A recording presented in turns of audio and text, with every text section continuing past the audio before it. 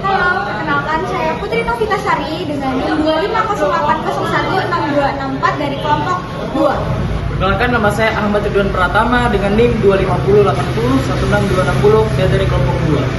Perkenalkan, nama saya Migdad Zain Ramadan Akbar, NIM 2508016261 dari kelompok 2. Perkenalkan, nama saya Gilang Ramadan Jose dengan NIM 25080166263, saya dari kelompok 2. Halo, perkenalkan, nama saya Kesha Miza Rajis Nabila dengan NIM 25080166262 dari kelompok 2. Jadi, saya akan menjelaskan apa itu budidaya tambak lele. Budidaya tambak lele adalah kegiatan memelihara ikan lele dari ukuran kecil hingga ukuran siap buat dikonsumsi. Menggunakan media kolam, tambak yang bisa terbuat dari tembok, tanah, atau terpal, wadah lainnya. Usaha ini populer karena lele relatif mudah untuk dibudidayakan, memiliki permintaan besar di pasar, dan bisa dilakukan di lahan terbatas. Aspek utama dalam budidaya tambak lele adalah media.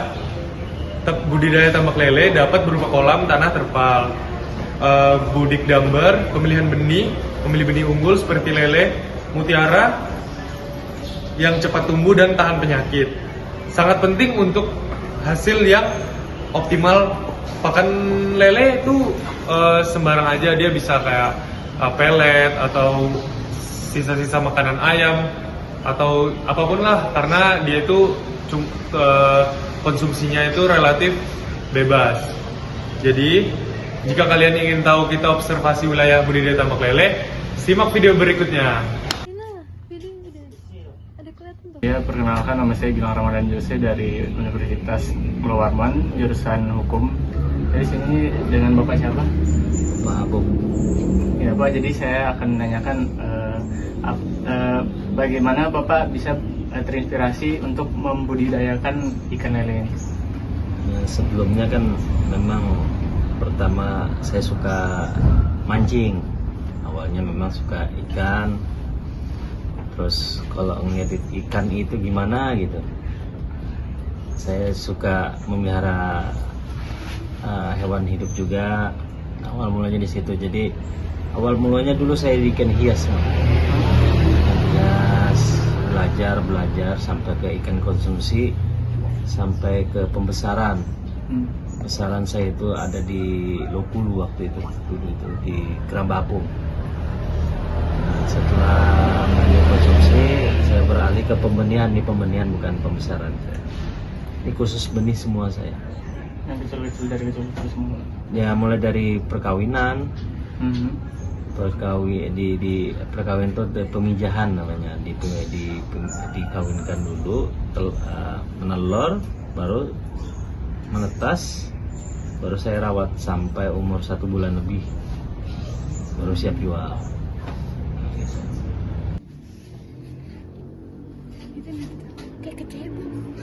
Perkenalkan, nama saya Kesha Mizara dari Fakultas Hukum Universitas Pulau Warman. Di sini saya akan menanyakan pada Bapak, ada kendala nggak Pak selama Bapak membudidaya ikan lele ini? Oh, banyak. Apa aja tuh Pak, kalau bisa?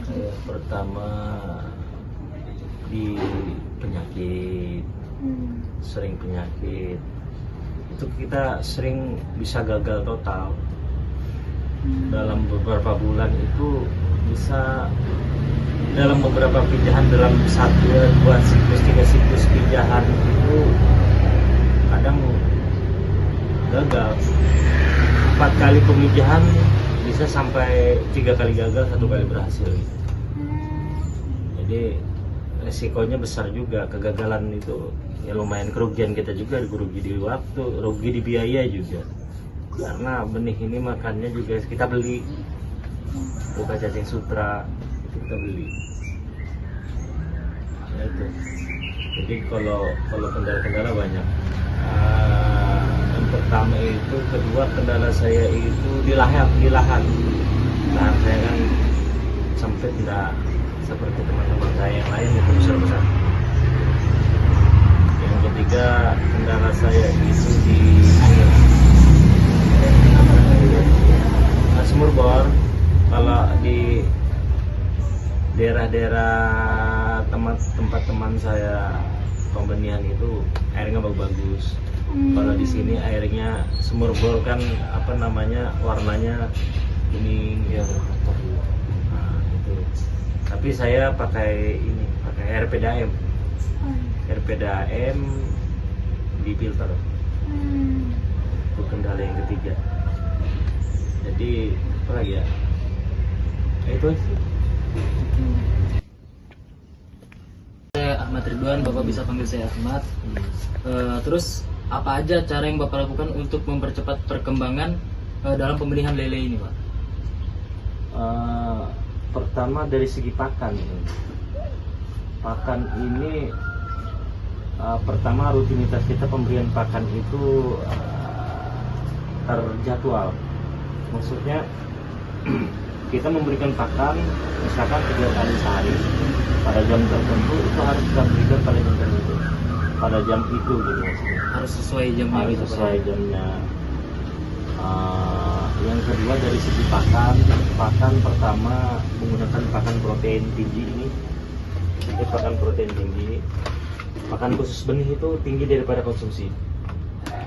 Yang ketiga, pakan ini bukan pakan polos, maksudnya itu dari karungan dikasihkan ke ikan ini ada ramuan, ada ramuannya lagi. Saya kecenderungan saya menggunakan herbal. Herbalnya ada kunyit, ada apa macam-macam. Dibumbuin ya, Pak? Ya dibumbuin supaya dia sehat kan. Kita aja kalau minum jamu kan sehat. Iya. Nah ikan itu supaya cepat gede lah. Jadi proses fermentasi nanti ditutup ini. Ini kan 24 jam sudah saya tutup. Ini mulai dari kemarin. Jadi berapa? Di sini ada namanya itu saya campur ke probiotik juga ada. Jadi probiotik itu menguraikan pakan ini menjadi lebih proteinnya lebih naik lagi lah gitu, dan mudah dicerna sama ikan sama benih khususnya. Jadi ikan itu cepat besar. Kalau ini proses fermentasi namanya. Proses fermentasi, dan udah lama saya lakukan seperti ini, memang rutinitas saya. Nggak tahu yang teman yang lain apakah melakukan ini juga apa enggak gitu. Ini ada caranya sendiri. Ada. Masing-masing pembenih kan punya cara masing-masing. Ya sesuai selera lah dan sesuai pengalaman kita bagaimana. Terkadang kalau tidak pas juga bisa mengakibatkan kematian juga. Itu yang bisa menyebabkan kegagalan. Kegagalan juga bisa juga.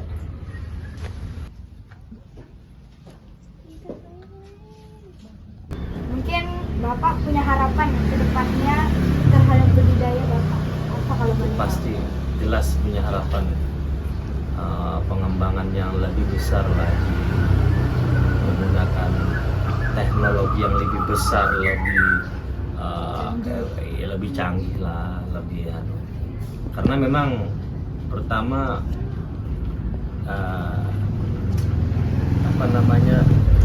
saya ini bukan basicnya bukan basicnya di ikan sih sebenarnya. Maksudnya dari aspek pendidikan saya bukan di ikan sebenarnya. Kebetulan ya sarjana akuntansi saya dulu. Ya kerjanya di dinas PU dulu. Jadi kenapa saya jadi Pembudidaya. jadi melepaskan segalanya saya budidaya, karena di situ saya tahu saya akan berhasil. Misalkan pun ada kegagalan, prinsip saya seperti ini: 10 kali kegagalan, 20 kali kegagalan, 30 kali kegagalan, saya tetap berdiri. Saya ketika 30 kali kegagalan atau 40 kali kegagalan, 1 kali saya berhasil, insya Allah kegagalan sebelumnya akan tertutupi. Gitu. Artinya kita harus tetap optimis lah. Dalam dunia usaha itu kan harus optimis. Ya gagal ya coba lagi. Jangan jatuh di lubang yang sama. Maksudnya itu kegagalan itu apa, dicarikan solusinya apa gitu. Jadi menurut saya meskipun adik-adik ini di Universitas Unmul bagian hukum, nggak menutup kemungkinan mungkin bisa arah usahanya bisa didagang kan, nggak mesti ke hukum gitu, nggak mesti ke hukum. Contoh saya aja di akuntansi, saya di ikan malahan, ya kan tuh udah namanya ya itulah ya namanya hidup. Tapi saya mempunyai harapan yang lebih besar di dalam perikanan ini. Ya, alhamdulillah memang ada punya perencanaan sih, punya perencanaan. Tidak mungkin saya di sini lagi kan, saya pindah tempat cari yang lebih besar lagi. Yang kedua, saya juga ingin mengembangkan ikan hias juga. Ini kan ya perencanaan lah, kita tidak tahu ke depannya itu berhasil apa enggak. Kalau tidak dicoba tidak bakalan bisa gitu. Saatnya sudah acukan tadi. Terima kasih dan jumpa lagi.